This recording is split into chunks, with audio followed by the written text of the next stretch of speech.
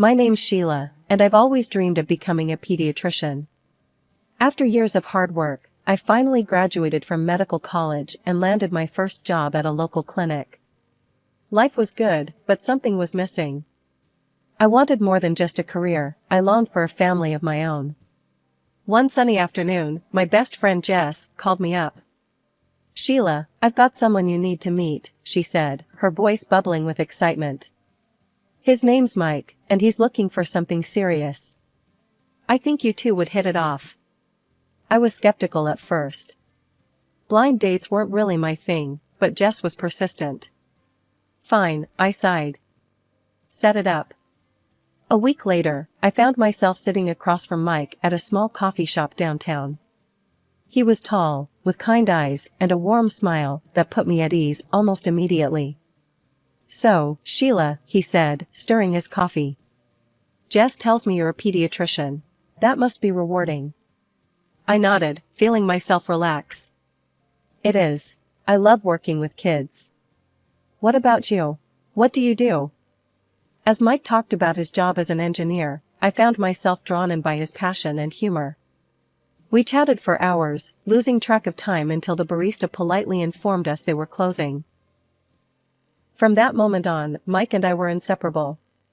We supported each other through long work days and celebrated each other's successes. 2 years flew by in a blur of happiness and shared dreams. We decided on a small, intimate wedding. Neither of us wanted anything flashy, we just wanted to celebrate our love with our closest friends and family. The day was perfect, filled with laughter and happy tears. As we exchanged vows, I looked into Mike's eyes and saw our future stretching out before us. A home filled with love, the pitter-patter of little feet, a lifetime of happiness together. After the wedding, I began to communicate more with Mike's mother, Linda. She was a petite woman with graying hair and sharp eyes that seemed to take in everything at once. As we chatted over dinner that night, Linda couldn't stop talking about how excited she was to be a grandmother someday. "All my friends are already spoiling their grandkids," she said with a laugh. "I can't wait for my turn." I exchanged a glance with Mike, feeling a mixture of excitement and nervousness. We hadn't really discussed children yet, but I knew I wanted them. Seeing the soft smile on Mike's face, I realized he did too. The first year of our marriage flew by in a whirlwind of love and laughter. Mike and I settled into a comfortable routine, balancing our careers with our home life. We talked about starting a family, agreeing that we were ready to take that next step. Linda's enthusiasm for grandchildren only grew stronger with each passing month. At first, her eagerness was endearing, but as time went on, it started to feel like pressure. "Sheila, dear," she'd say during our weekly family dinners, "have you thought about when you'll start trying for a baby? Mike's not getting any younger, you know." I'd force a smile, trying to hide my discomfort. "We're working on it, Linda. These things take time." But as the months passed without a positive pregnancy test, I started to worry. Was something wrong? Should we see a doctor? The stress began to take its toll, affecting both my mood and my relationship with Mike. One night, after another dinner filled with Linda's not-so-subtle hints, I broke down in tears. "Hey, what's wrong?" Mike asked, pulling me into his arms. What if I can't get pregnant?" I sobbed. "Your mom will be so disappointed, and you." Mike cut me off, cupping my face in his hands. "Listen to me, Sheila. I love you. If we have kids, great. If we don't, that's okay too. All that matters is that we're together." His words comforted me, but the worry lingered.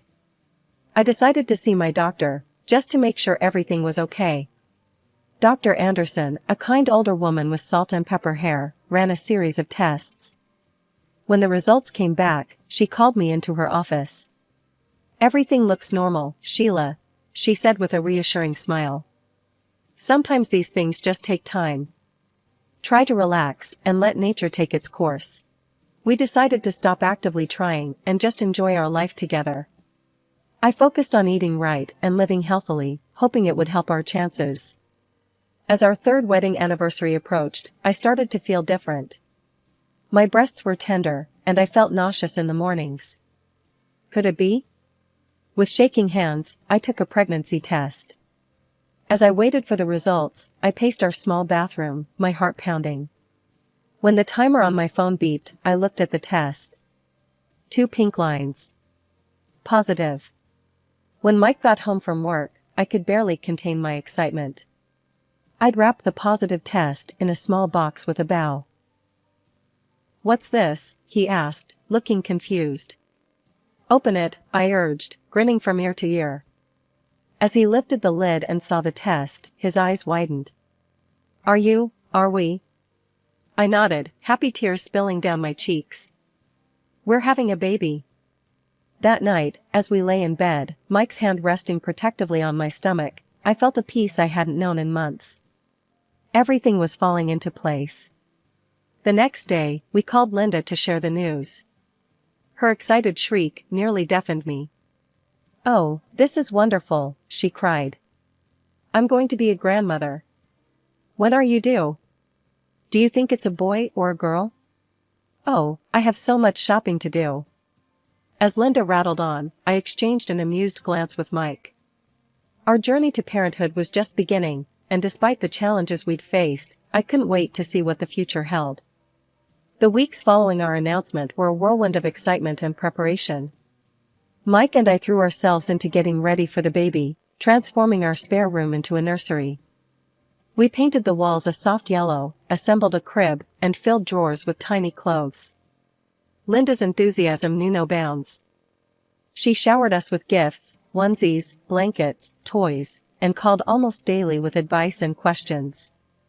I appreciated her excitement, but sometimes it felt overwhelming. One day, after she'd announced our news to what felt like the entire town, I had to have a word with her. "Linda," I said gently, "we're thrilled you're excited about the baby. But could you maybe tone it down a bit? We're trying not to tell everyone just yet." She looked hurt for a moment, but quickly recovered. "Of course, dear. I'm just so happy. But I understand." At 24 weeks, I had a routine checkup scheduled. That morning, I woke up feeling a bit off, but I brushed it off as normal pregnancy discomfort. I was examining a toddler with an ear infection when a sharp pain shot through my abdomen. I gasped, steadying myself against the examination table.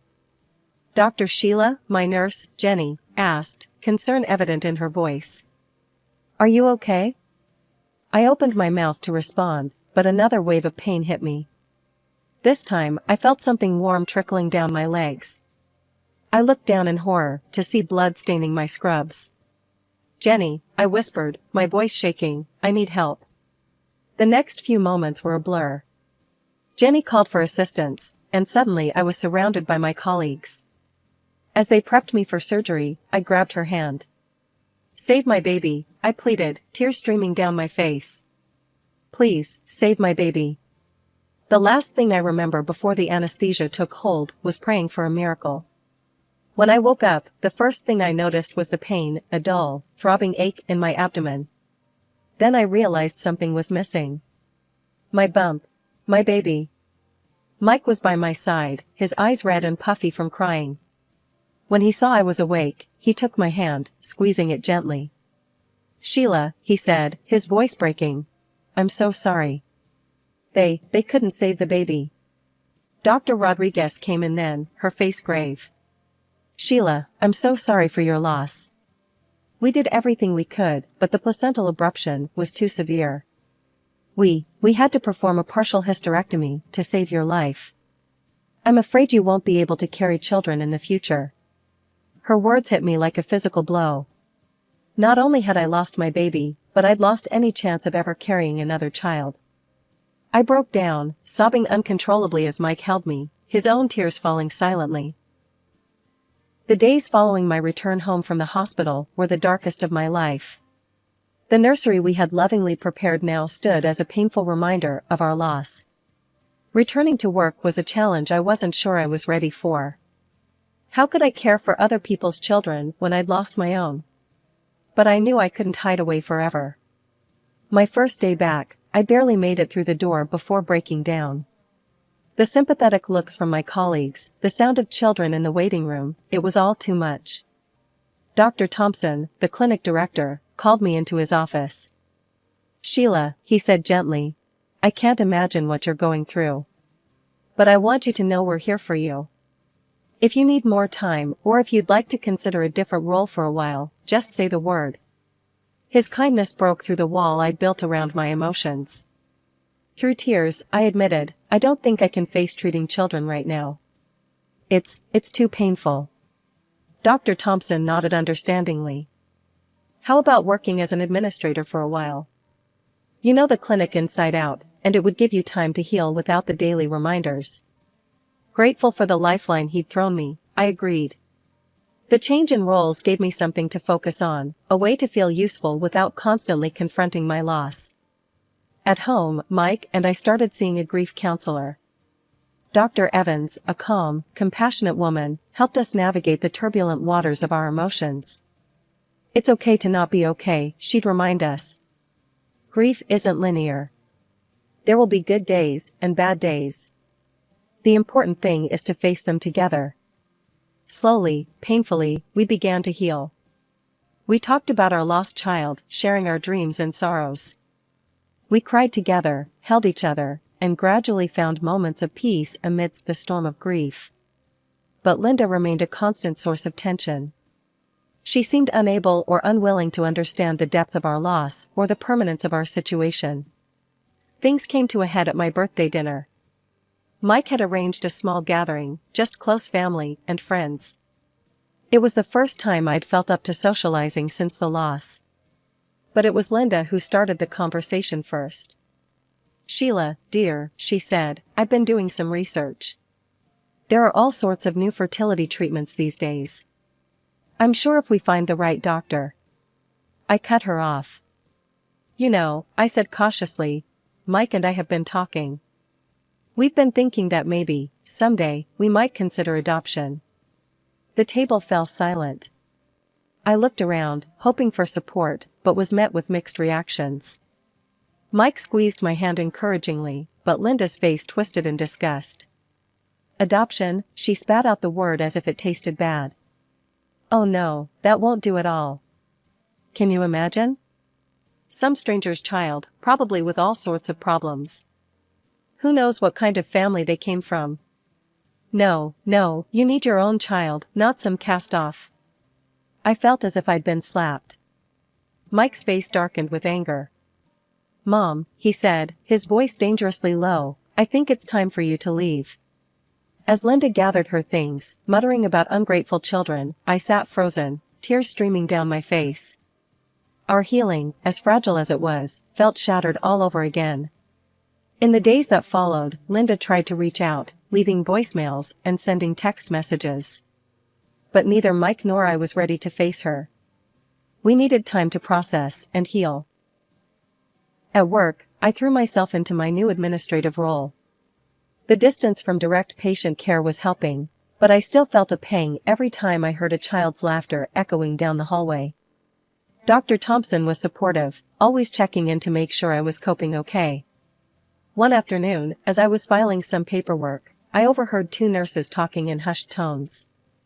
"Did you hear about Dr. Sheila?" one whispered. "I heard she was drinking during her pregnancy. No wonder she lost the baby." I froze, my heart pounding in my chest. Where had they heard such a horrible lie? I hadn't touched a drop of alcohol since before we started trying for a baby.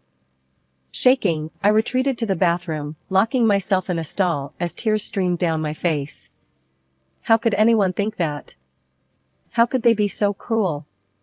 When I got home that evening, I told Mike what I'd overheard. His face turned red with anger. "That's it," he growled, pulling out his phone.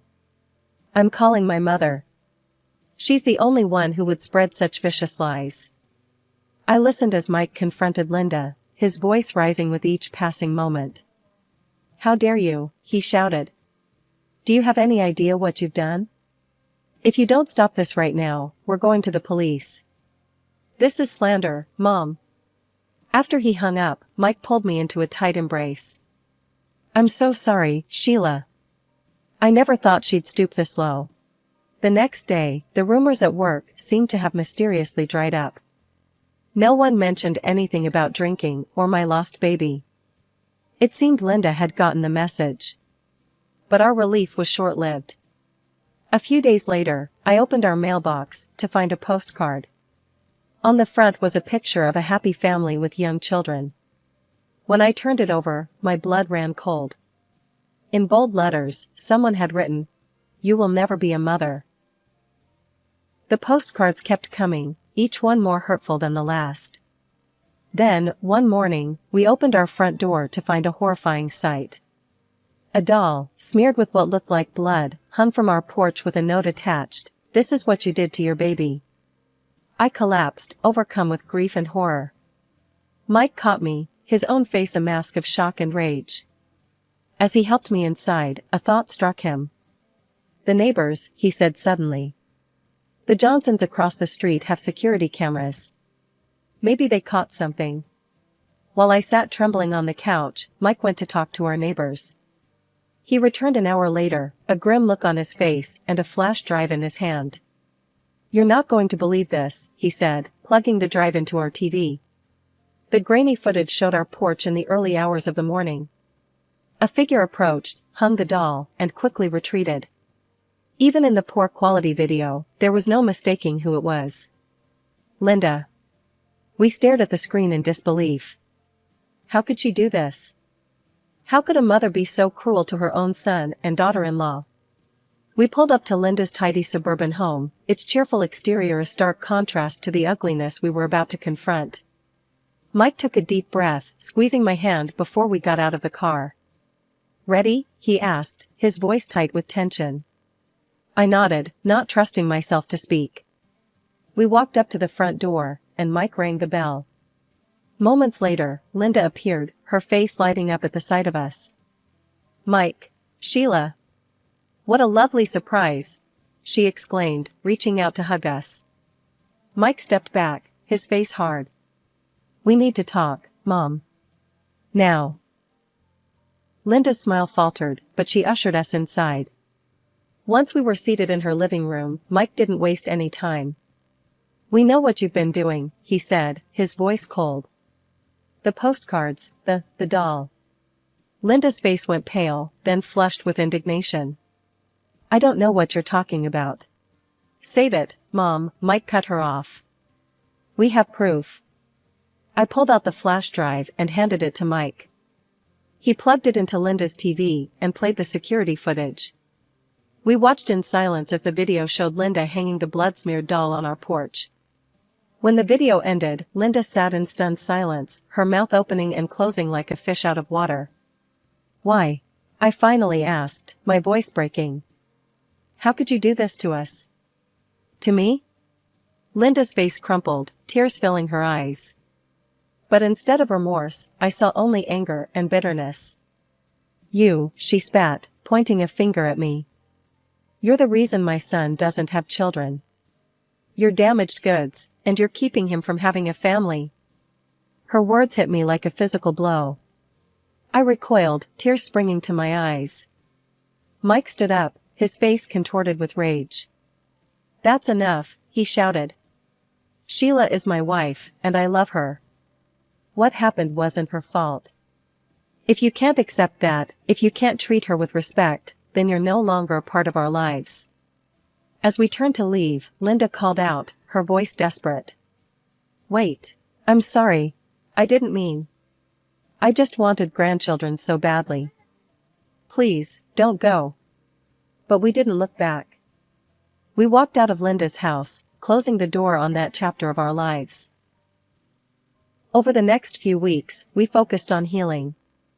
We continued our sessions with Dr. Evans, working through our grief and the trauma of Linda's actions. Life was just starting to feel normal again when the unexpected happened. An invitation arrived in the mail. Linda was hosting a Thanksgiving dinner and wanted us to attend.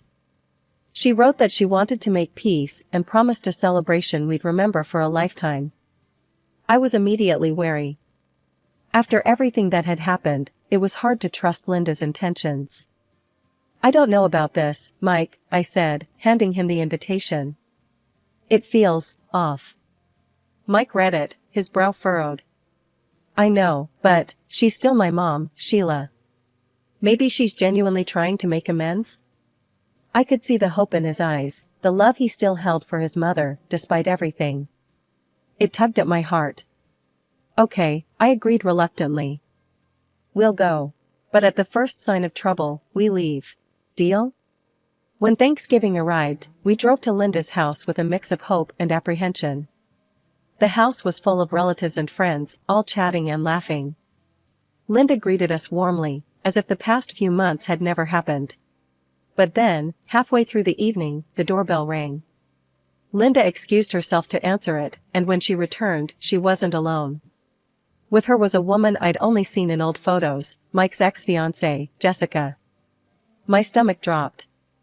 Something was very wrong. Linda clinked her glass, calling for everyone's attention. I have an announcement to make, she said, her voice sickly sweet. As you all know, my dear son Mike has been married to Sheila for a few years now. She paused, her eyes finding mine in the crowd. Unfortunately, Sheila is infertile and unable to give Mike the children he deserves. A collective gasp went through the room. I felt as if I'd been punched in the gut.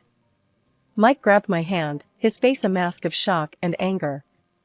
Linda continued, gesturing to Jessica. That's why I've invited Jessica here tonight. She and Mike were once engaged, and I think it's time they rekindled that relationship. Jessica can give Mike the family he needs. The room fell silent. I could feel all eyes on me, a mixture of pity and curiosity in their gazes. Mike started to speak, but I beat him to it. Something in me snapped, and all the pain and anger I'd been holding back came pouring out. How dare you, I said, my voice shaking but strong. How dare you trivialize what we've been through? I looked around at the stunned faces of the guests. You want to know the truth? Yes, I lost a baby. We lost a baby. And it nearly destroyed us. I turned to Linda, my anger giving me strength. And you made it so much worse. You sent us cruel postcards, left horrifying gifts on our doorstep. You spread vicious lies about me. Gasps and murmurs rippled through the crowd. Linda's face had gone pale. You don't believe me? I asked the room at large. Fine, see for yourself. I pulled out my phone, queued up the security camera footage, and played it for everyone to see. The room watched in horror as Linda hung the ketchup-smeared doll on our door. The room was thick with tension following my outburst. Just as I thought things couldn't get any more intense, Jessica, Mike's ex-fiancée, stepped forward and cleared her throat. If I may, she began, her voice trembling slightly. I'd like to say something. All eyes turned to her, including Linda's, who looked expectant, as if Jessica was about to save the situation. How wrong she was. First of all, Jessica continued, I want to apologize to Sheila and Mike. I had no idea about any of this. Linda told me that she wanted to talk to me about my parents. If I had known the truth, I never would have come. She took a deep breath before dropping another bombshell. But more than that, I need to set the record straight. Linda, your plan was doomed from the start. I'm engaged to someone else. We're getting married in the spring. Gasps echoed around the room. Linda's face paled even further. But that's not all, Jessica went on. The real reason Mike and I broke up years ago was because I never wanted children. In fact, I had surgery to ensure I couldn't have them. Mike found out, and that's why we ended our relationship. The irony of the situation wasn't lost on anyone. Linda had tried to replace me with a woman who couldn't, and didn't want to, have children either. One by one, people began gathering their coats and bags. The party was clearly over. Linda stood in the middle of her living room, looking bewildered as her carefully orchestrated Thanksgiving fell apart around her. Wait, she called out weakly. Where is everyone going? The turkey. But no one was listening. The last guest slipped out the door, leaving just the four of us, Mike, me, Jessica, and Linda. Jessica turned to us. I should go too. Again, I'm so sorry for everything. With that, she quickly made her exit. Mike took a step towards his mother, his face a storm of emotions. "Mom," he said, his voice low and controlled, "what you've done here tonight is unforgivable. I don't want to hear your excuses. You're no longer my mother. I don't want to see you or speak to you ever again." As we stepped out into the cool night air, I heard Linda's anguished cries behind us. For a moment, I almost felt sorry for her. Almost. We decided that we needed to make a clean break. We sent out emails to all our relatives, explaining that we were cutting all ties with Linda. It was a difficult decision, but we knew it was necessary for our mental health and the well-being of our future family. In the weeks following the disastrous Thanksgiving dinner, Mike and I found ourselves at a crossroads. After many long, heartfelt discussions, we made a decision that would change our lives forever. We decided to adopt. The process was lengthy and, at times, overwhelming. We filled out countless forms, underwent home studies, and attended parenting classes. But with each step, we felt more certain that this was the right path for us. Immersing myself in the adoption process allowed me to focus on something positive, pushing the painful memories of Linda's actions to the back of my mind. I even felt strong enough to return to my job as a pediatrician. Just a week later, we received the news we'd been hoping for: we'd been approved for adoption. Our caseworker called to tell us about a 3-year-old boy named Ethan who needed a forever home. The day we met Ethan was one I'll never forget. He was small for his age, with a mop of curly brown hair and the biggest brown eyes I'd ever seen. He was shy at first, hiding behind his social worker's legs, but it didn't take long for his curious nature to win out. "Do you like dinosaurs?" he asked Mike timidly, holding up a worn T-Rex toy. Mike's face lit up.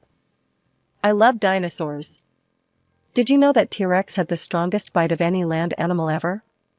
Ethan's eyes widened with wonder, and just like that, a connection was formed. One day, as we were preparing to leave after a visit, Ethan looked up at us with those big brown eyes and asked, "Are you going to be my new mommy and daddy?" Mike and I exchanged glances, our eyes filling with tears of joy. "We'd like to be," I said softly. "Would you like that?" Ethan nodded enthusiastically, then threw his arms around us both.